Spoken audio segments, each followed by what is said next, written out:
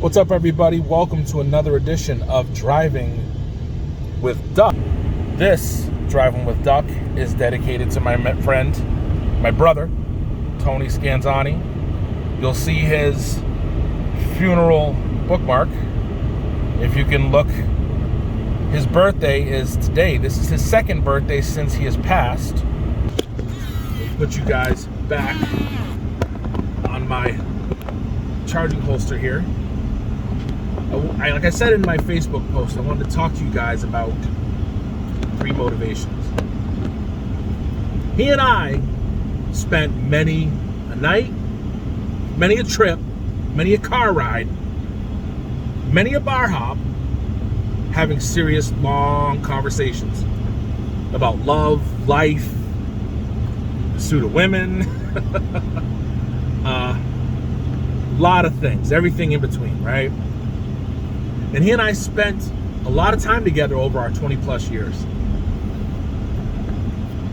And we had a lot of laughs, a lot of tears, and just spending a lot of time together.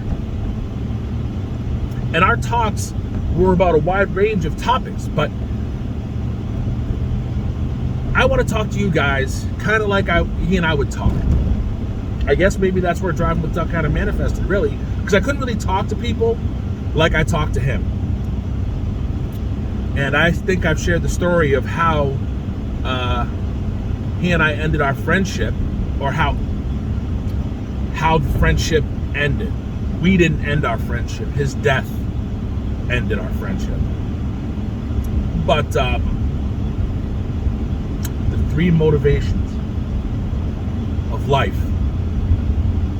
What motivates most people can come down.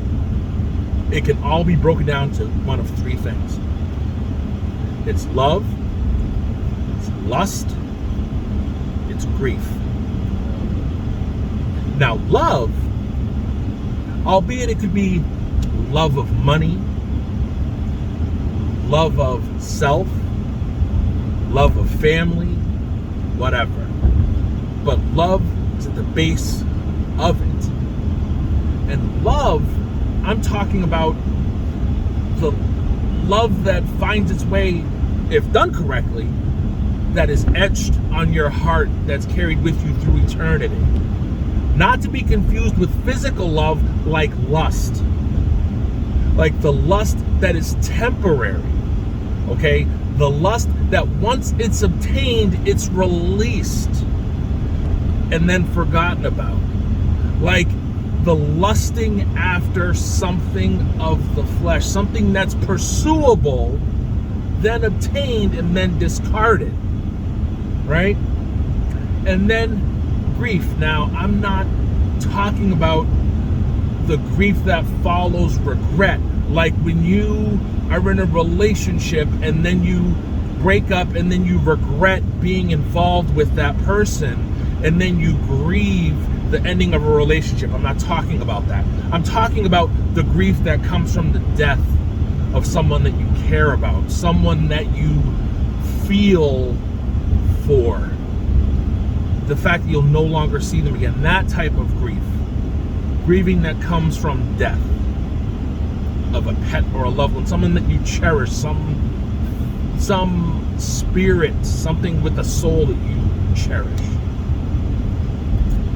Now, when it comes to love that motivates you, it's a love that wants you to do better, to become better than what you are, better, to become better than what the stage that you're currently at, right? So when you find something that motivates you, for example, it doesn't have to be a person. It could even be when you find a hobby such as like weightlifting, let's say, working out. It releases endorphins and makes you feel better. When you find a niche in working out that you love, like strongman, let's say, or CrossFit, you love it so much it makes you want to do better so that you become more fit, and you just find that it makes you feel better, so you become better at it, and then you become more healthy. And it's out of love that it motivates you to get better than what you are. Or it's a person. You meet someone on a personal level and they make you become better than what you are. You're a player, a womanizer, or a gold digger, whatever. You meet someone and it makes you change your ways, you become better than what you are. You have children and you used to be a mean-spirited bastard. You take one look in your newborn's eyes and you realize, I have to soften my heart, and you become better than what you were. Love motivates you. Love for something greater than yourself, and it makes you better.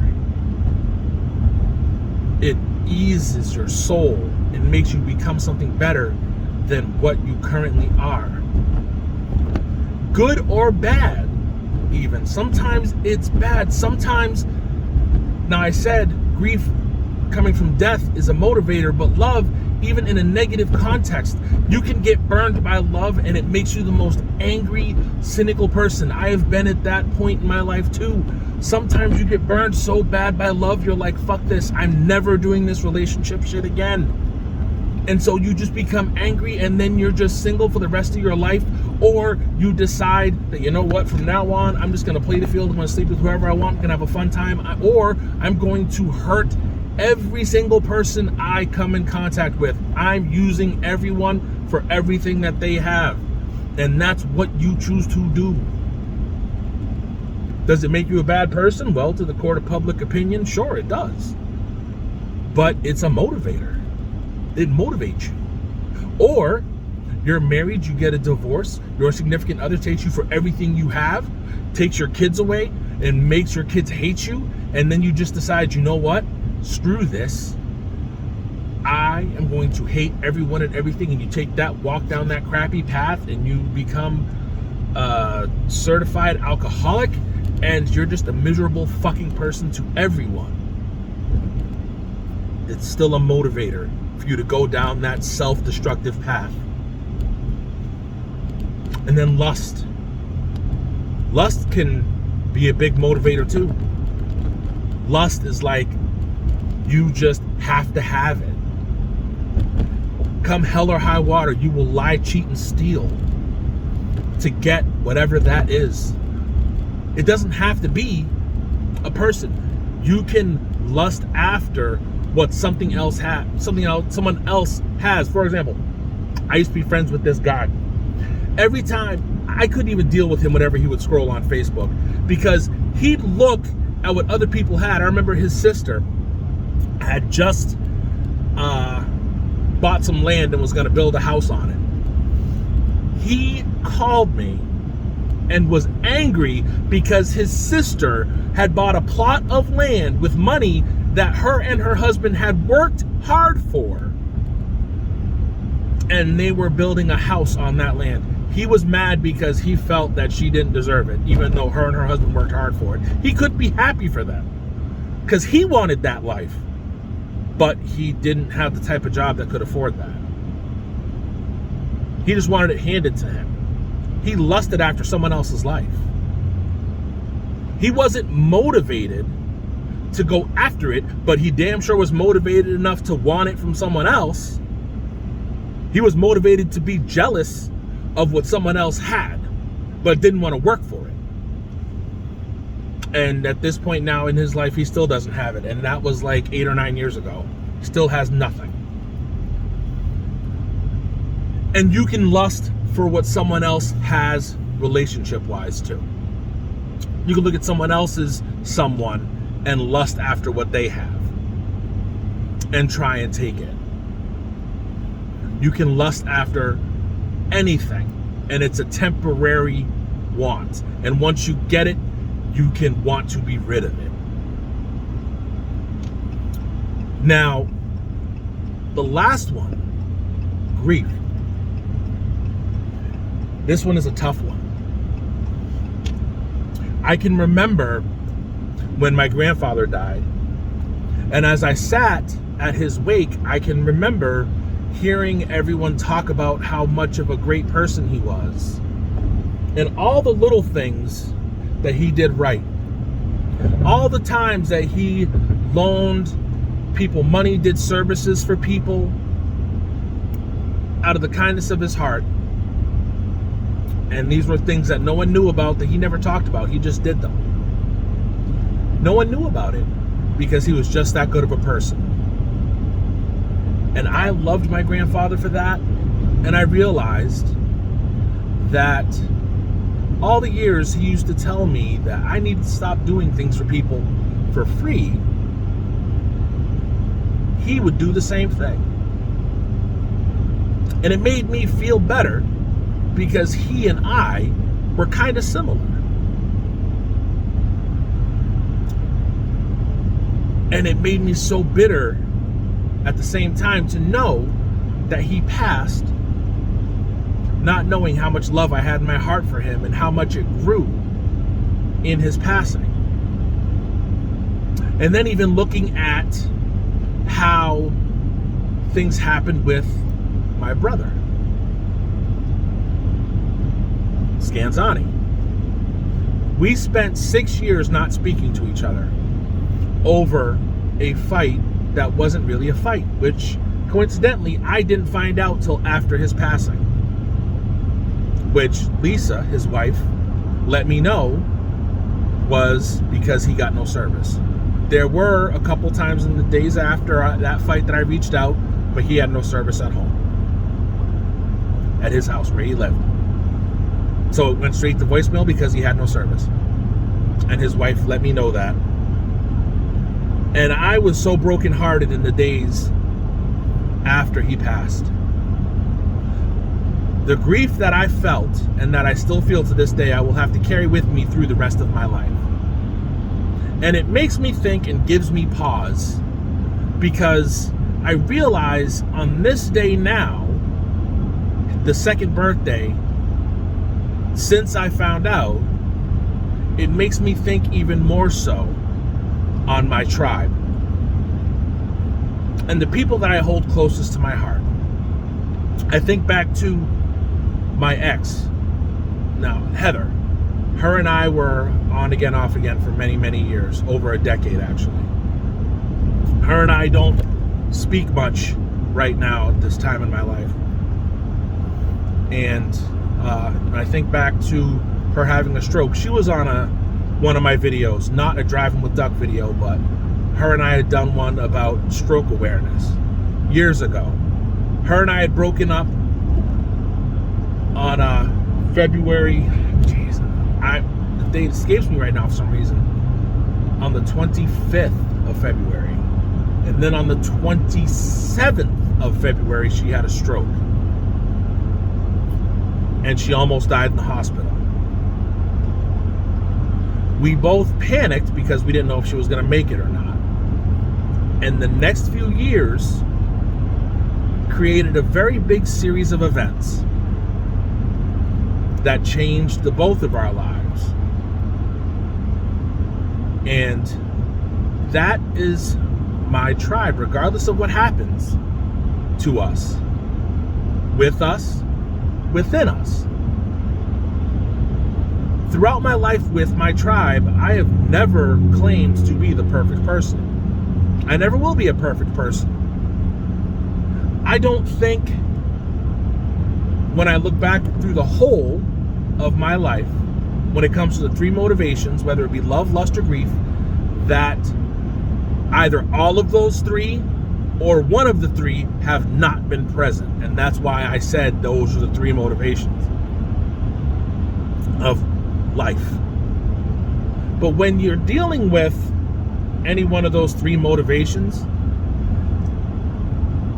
you almost have to check yourself as a person to question how well you have knowledge of self. Because once you have knowledge of self, where those motivations lie, you have to know how true they are.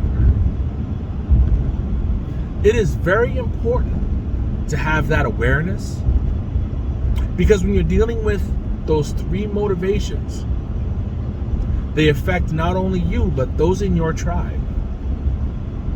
I remember when Scanzani and I, one time, were at a hotel in Montreal, and we thought we invented this game, Caps. We had a small little bucket in a window at our hotel, Novotel, right off of St. Catherine Street, and we were pitching bottle caps into the trash can that was like halfway hanging out the window. We were just talking about love and life, and I just told him, I said, when you fall in love, it is something that you're going to know with someone that you've known your whole entire life, and it'll feel like they've been there forever. You'll just know. It'll just hit you. That was one conversation that he said he never forgot. We had that conversation back in 2008. He said he never forgot that conversation. He remembered that the whole of his life. Or wasn't it 2008? It was 2005. Jesus. He never forgot that conversation. Sometimes when you're dealing with one of the three motivations, sometimes things can get cloudy in your life because one of the motivations becomes so intense that it clouds your judgment, and you don't tend to think about what's going on around you. Like for example, when Heather was having her stroke in the hospital, she was in the hospital for about a month and a half, and we were all worried about her not making it, and it was touch and go for a little bit, and the panic button was setting in. Those were things that I was dealing with at the time. When you see someone you care about and you love going through things like that, it tends to make you panic and not be able to think. And you tend to lose sight of things that matter. And you find yourself glossing over a lot of positive moments and a lot of negative moments, and you're just stuck there in that moment. Nothing before that moment matters. Nothing you think that will come matters.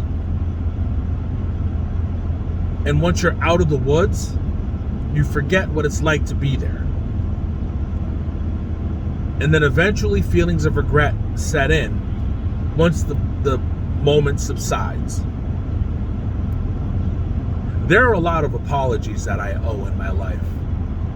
There's a lot of things that I have to pay penance for in my life. And I think back to those really extreme moments. I think back to the moments when me and my grandfather yelled at each other when I was growing up. And I think back, I wish I knew then what I know now. I wish I valued those moments. I wish that different things motivated me. I wish taking in the moments motivated me more than love, lust, or grief. I wish just being there in that moment motivated me before I had done anything else. Sometimes all it takes is just existing in that moment. I wish I had taken a moment to just sit there and talk instead of yelling. I wish I had just taken the moment to just sit there and just listen instead of talking. I wish I had just taken a moment and realized how valuable silence can be, and just listened to everything around me, the ambiance, instead of hemming and hawing about when, where, and why, instead of worrying about what the motivation is for this moment. Because this moment may not ever happen to me again. Much like if I had just picked the phone up again right after that phone call dropped, or if I had sent a text message for clarity that really hot day in June to my best friend, I wouldn't have missed 6 birthdays. I wouldn't have missed countless Diet Coke with lime and Captain Morgan drinks. I wouldn't have missed infinite hours of laughter. I wouldn't have missed multiple karaoke nights with my best friend. I wouldn't have missed countless dabs and hugs from my best friend Tony Scanzani if I had just taken in the moment and changed my 3 motivations. I would have had so much more if I had just picked up that phone. Because it's not blood that makes you family. It's life experiences that makes you family. It's love that makes you family. It's what you feel in your heart that makes you family. You can't let pride keep you from those that you consider family. Fix it. Don't forget it.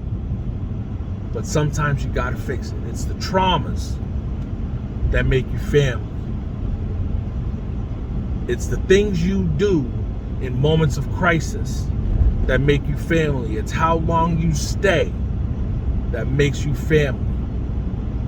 It's the love in your heart that makes you family. It's the little things that you do when others run.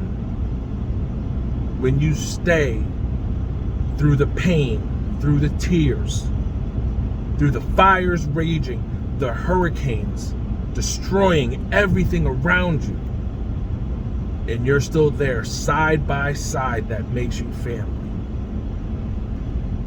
That's what family is. That's what a tribe is. That is what makes you family. To my brother, Tony Scanzani, he's in the car with me right now. I talk to him every damn day. I think of him more often than that. I love you, my guy. And to you guys out there going through it, because I know y'all have lost a lot of people. Talk to them as much as possible. They still hear you. And if you're going through it, you can get through it. This has been another edition, a long-ass edition of Driving with Duck. I wish you the best day. I wish your heart healing. And I hope that you make it through whatever it is you're hurting through. And to those that I owe an apology to, I apologize deeply and sincerely. And to my tribe, I love y'all. Y'all know who y'all are. And y'all know who you'll always be to me. For old videos, Facebook, hashtag Driving with Duck. Y'all know the spelling. IG, hit the IG link. And on YouTube, follow Driving with Duck. I wish y'all love and light. I love you. Peace.